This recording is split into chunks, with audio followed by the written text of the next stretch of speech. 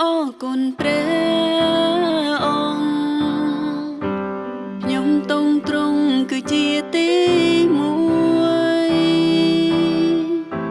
ពេលលំបាកទ្រង់តែងចាំជួយពេលទុកព្រួយទ្រង់កំសាន្តចិត្ត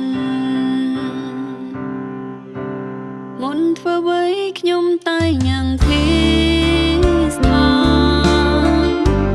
អារម្មណ៍បានដោយទ្រង់គង់ចិត្តព្រះវិញ្ញាណបរិសុទ្ធមានពិនកាន់តែស្និទ្ធពេលទ្រង់ប៉ះពាល់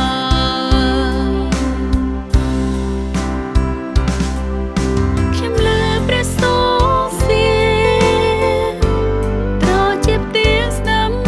បន្ទូទ្រង់បើសំដែងពន្យល់ឲ្យខ្ញុំស្គាល់សេចក្តីពិនព្រះយេស៊ូវពិនជាល្អអូ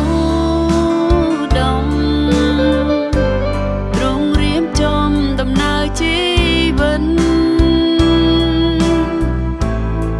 ខ្ញុំដើរលើផ្លូវសុចរិ